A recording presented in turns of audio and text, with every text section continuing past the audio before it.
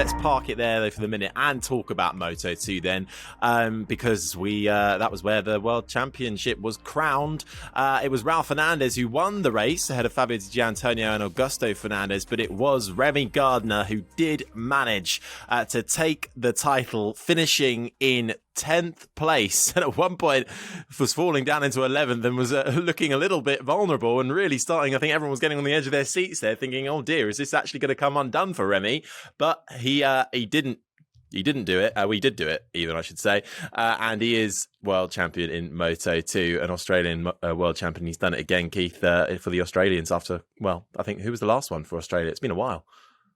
Well, I am only thinking about his dad, Wayne, to be honest with you, because obviously he was my era and we battled like mad in British Championships back in the day. So it's, and I know how much Wayne has put into it, how much effort he's put into it, how much love and consideration he's put into it. And it means a lot for the whole family.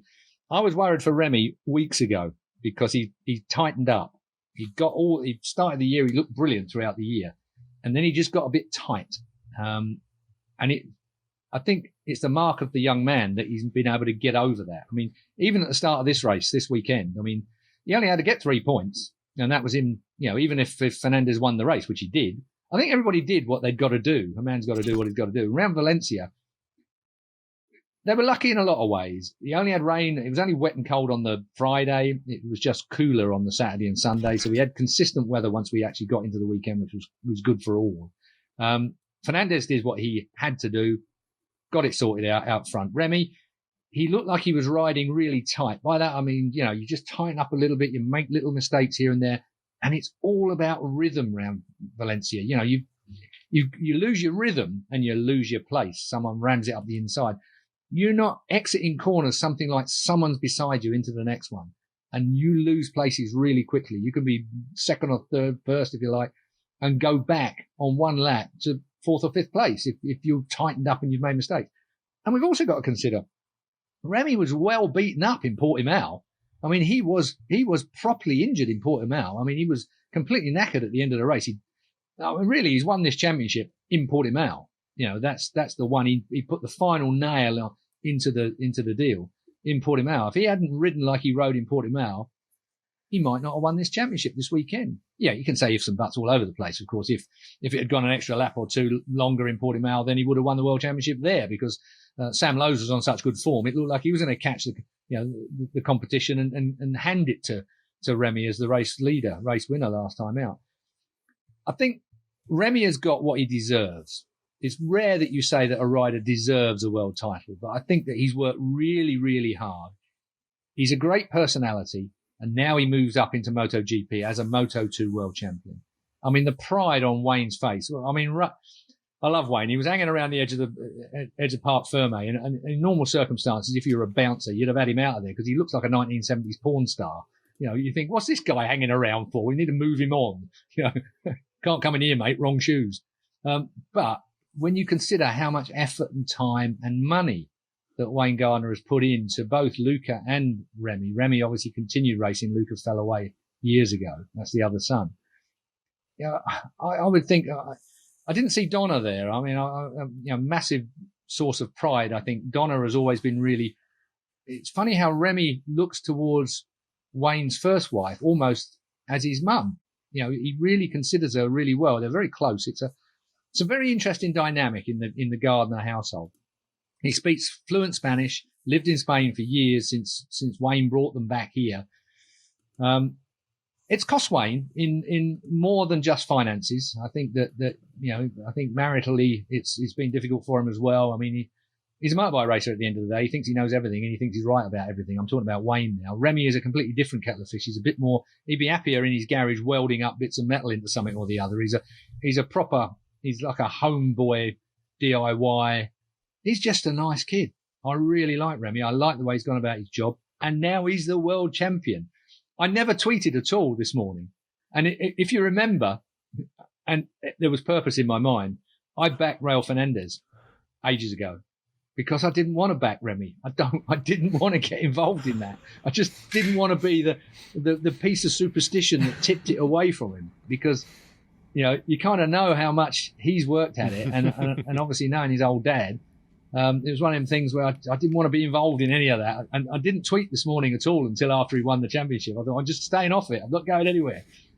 Kept away from social media as well. And then he won the world title, and it was, floodgates open. You know me, I've got so much to say.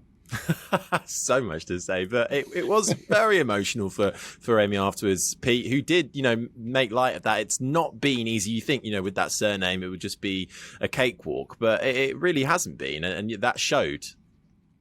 That's right, yeah. And as Jack Miller also sort of pointed out when he was asked about Remy's title, he said, look, don't forget, Remy came into Grand Prix, and then he had to leave again. He went back to the Spanish Championship because it just didn't work out for the first time.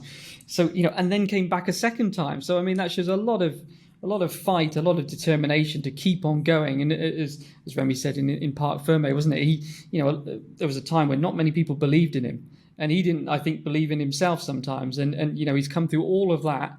And even at the start of this year, he certainly wasn't the overwhelming favourite for this title. He's had to go out there and sort of surprise people and really, take this title, go and get it, because there's a lot of strong riders there. And Raul Fernandez to get with him, it was 4 points in the end, wasn't it? I mean, he's going to be, if anyone's thinking what if, it'll be Raul, won't it? And especially with 3 DNFs compared with the one for Remy. So, but Remy did what he needed to do. We said it was going to be a tense counting down the laps exercise, wasn't it? When it's such a big points lead, it's almost like a curse in some ways, isn't it? Because you just don't want to throw it away. And he came through it all, and good on him. And now, as you say, Wayne, very emotional in Parc Ferme, wasn't he? So proud of what his son has achieved. And now Remy goes on up into MotoGP with Raul. And I think it's exciting times.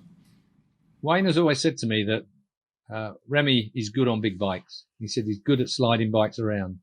When he got straight on the Triumph, he was fast straight away. I mean, part of the reason why he didn't do so well in early days was because he was on rubbish motorbikes. They weren't the best bikes out there. And it didn't work for him. I mean, I always remember Wayne was spending a load of money on bikes basically teams and bikes that weren't really up to the kind of pace that they needed to be. As soon as we got away from the Honda power unit and got onto the Triumph, where it's a lot more torquey, a lot more grunty, a lot more top, a lot more everything, the electronics to play with and the like, more complicated, closer to the MotoGP, further away from Moto3, closer to MotoGP. That was the whole aim of Moto2 when they went to the 765 Triumph unit. And he's got on with it straight away, straight out the box. He went fast on that bike. And I can see that happening again with him. I believe Wayne. Wayne's a lot of stuff, but he's not a bullshitter. At the end of the day, if he says it, it's because he believes it. And I believe him. He says that Remy on a fast bike, on slippery surfaces is something to watch. So there you go, MotoGP. That should just about suit Remy pretty well. Back to the Fernandez side of things, he did make a few mistakes early on, and he had a few DNFs, and he will be ruining the fact that he did. But the overriding fact of that is, it was his first time in the class. You got to consider that. I just said it a minute ago. The gap from Moto3 to Moto2 is now a larger one than it is from Moto2 to MotoGP. So he stepped a bigger gap, and to do what he's done in the second half of the season, second in the championship. Okay, it wasn't first, and he was 4 points off of it. But I tell you what. He ought to be proud of himself. He ought to be happy with himself. And what about Aki Ayo? World champions in Moto2, won 2. World champions in Moto3. Got some really top names that are up there for next year in MotoGP. Aki Ayo, he's the one that ought to be holding a big trophy at the moment. Maybe he'll smile a bit more.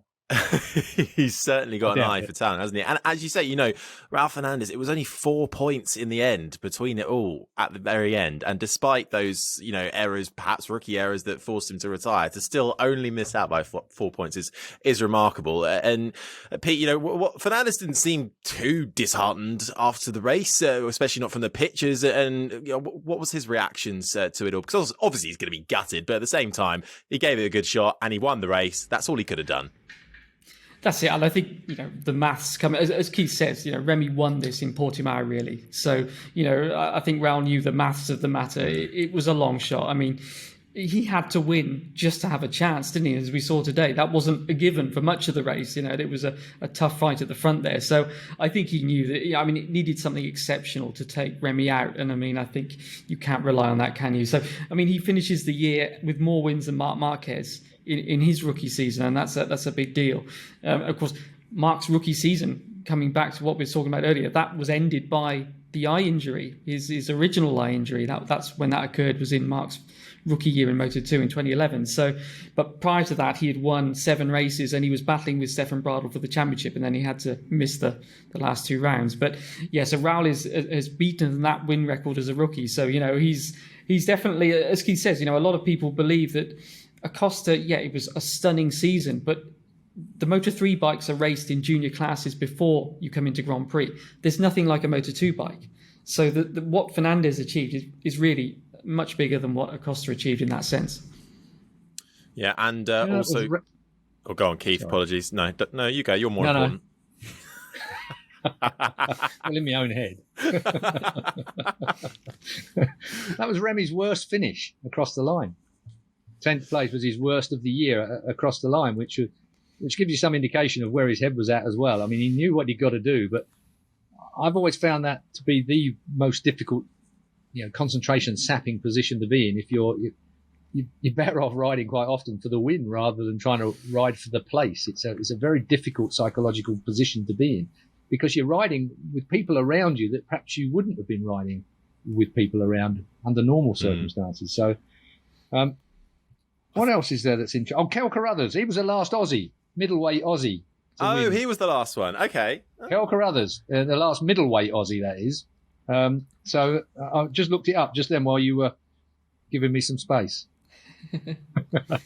Oh, good. Well, we're running a little bit over, but we're going to carry on because I want to just finish MotoGP chat and talk about Fabio Di Giannantonio rounding out his Moto2 time before he makes the step up to MotoGP with a good second place. So that'll give him some confidence going into the Premier class, because I think the last few rounds haven't been brilliant for him, but haven't been awful. But another podium to his name sets him up nicely for a MotoGP step up next year. Well, it does. It's going to be an interesting year for some of these new guys next year. I mean, we've got Binder coming in. I see Binder did exactly what he normally does and launched himself at turn 4 on lap 1. So Binder it again. We got some really, really interesting stuff coming our way in MotoGP next year. That's if they make it through testing. It's going to be fairly hectic, no doubt about that. But I mean, Digi, don't think we've seen the best of him yet, but it's going to be tough. I don't know whether he's the man that we're going to be all eyes on next year. But then again, we said that about Quartararo.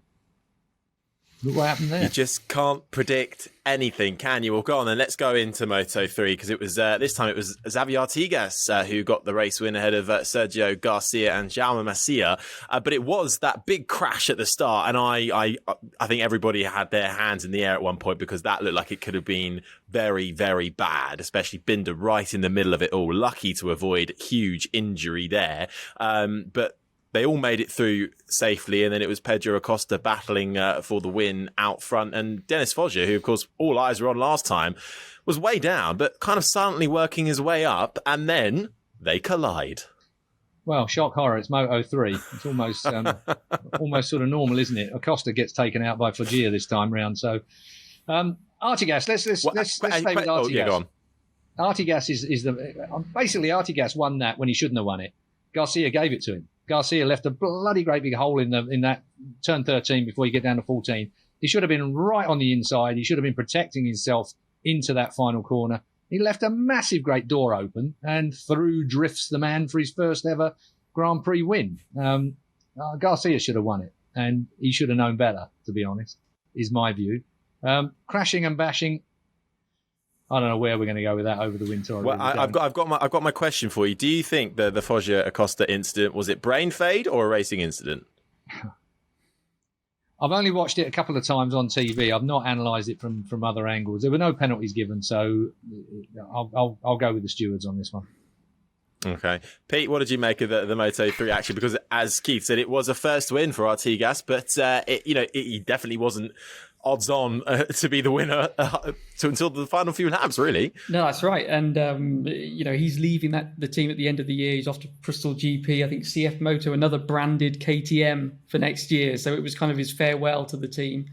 So a bit of a surprise, because obviously if they thought he was maybe going to deliver wins like this, they might not have let him go. But anyway, it's a move. They got Foggia and Suzuki next year at Leopard. So and as far as the accident, Foggia got a 3-second penalty, didn't he, for that? But I mean, we've seen, haven't we, since Portimao, we've seen Acosta, with the cheeky wave, and there's been a little bit of niggle between them, hasn't there? And you could kind of sense, you saw Acosta look back during the race, and it was just brewing up to something. Now, whether it was malicious or just a racing accident, I'm not sure. I'm not sure I quite agree on the penalty. I don't know. It's hard to call, isn't it? It comes down to whether you think that Foggia, made that move knowing there was going to be contact or not.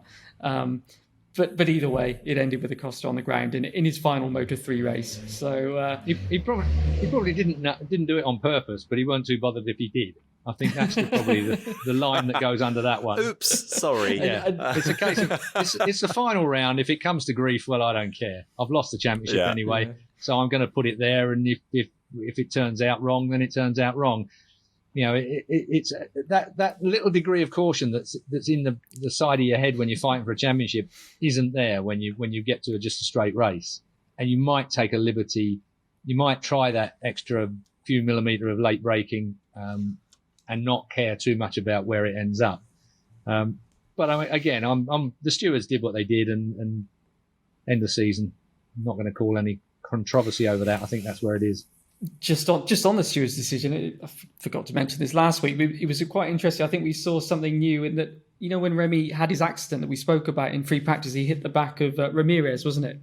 And anyway, it was decided that there would be no action taken. Now, for the first time, we got an explanation of why there was no action taken. And there was no big announcement about this, but I believe this is the start of what Keith's been asking about, we've all been saying needs to happen, which is not every decision, but big decisions will be explained from now on.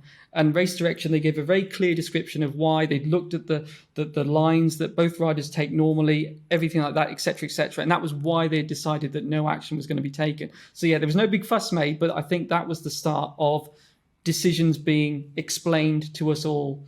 Not every decision, because they haven't got time, but when it's something significant, like Remy obviously being a title contender, we will see an explanation from Race Direction from now on. So I think that's a good sign. I think it's a real bonus. I think transparency is critical in any kind of decision like that, because it rules out all your trolls and all your conspiracy theorists and all the rest of it if it's explained properly. What it also gives is it gives an opportunity straight away for a team to make an appeal based on their take on it, their telemetry, their data that they've got.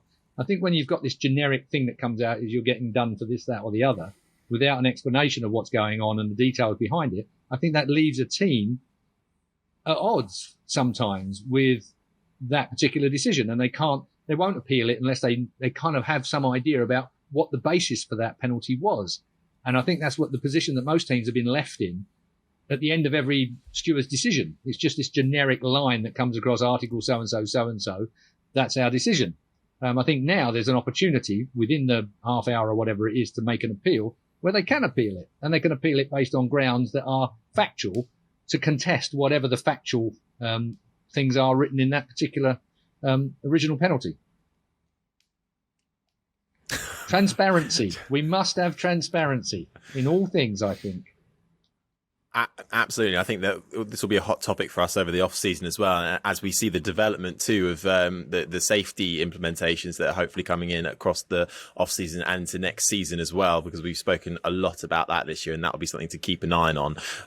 Now, before we round things off with a bit more Valentino chat, as we must, our own little championship battle, our predictions.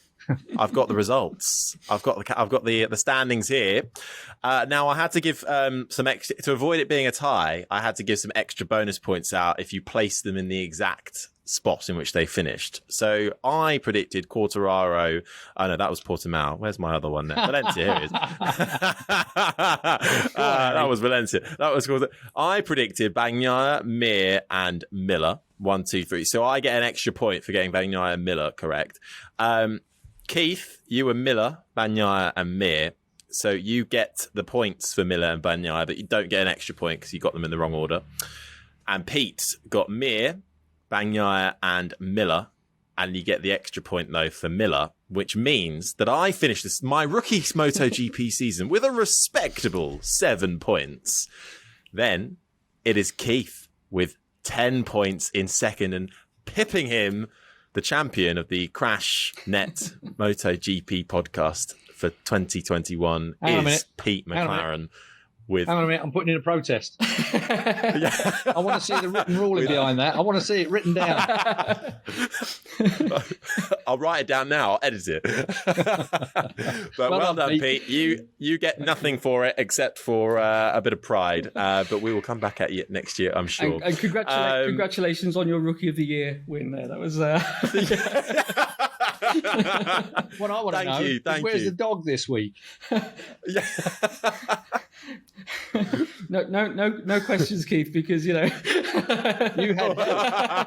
that dog was helping you to get this right. Yeah, that's true. Yeah.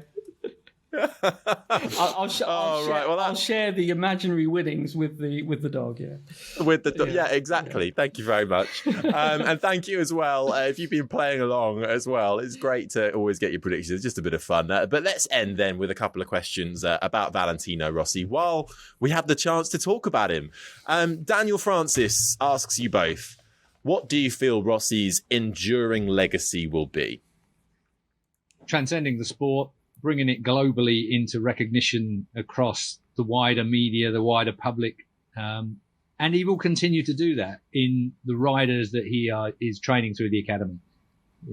He's a multi-millionaire. His operation, the VR46 operation, turns over huge millions every single year through marketing and the like. That will continue. He's not done yet.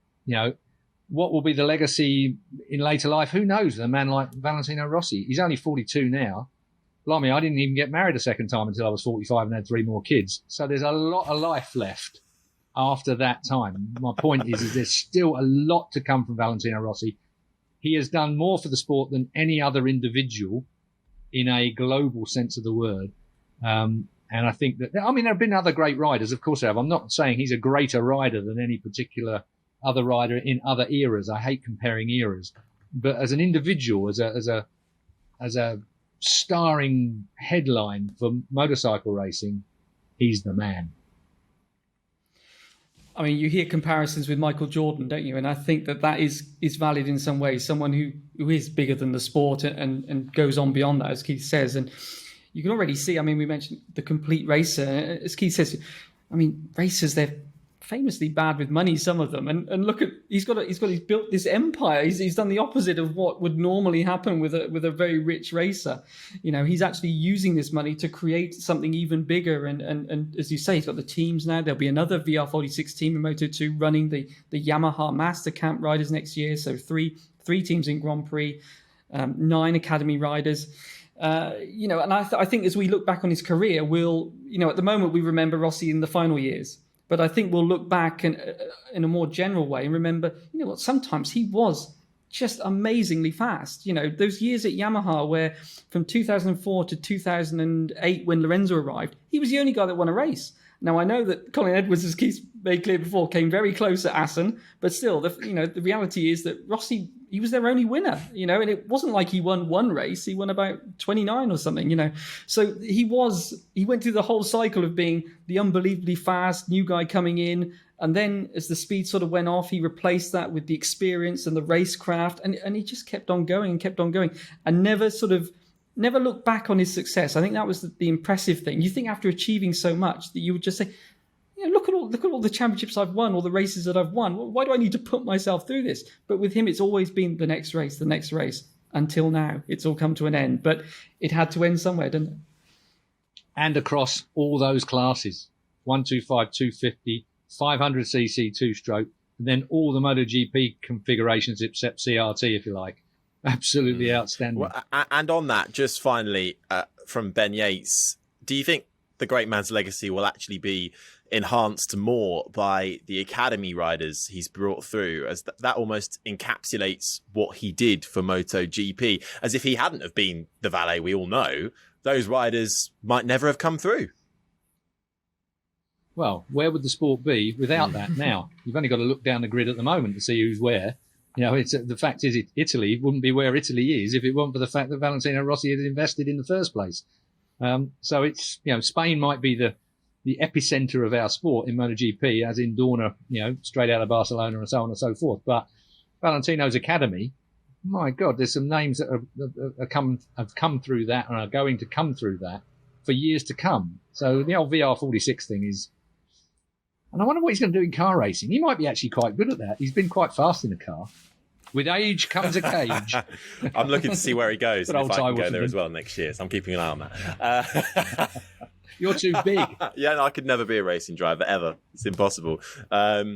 Well, also, before we do leave you, got some news for our regular listeners as well, in terms of the off-season and what's happening with us and the podcast. We will be regular weekly until the end of November.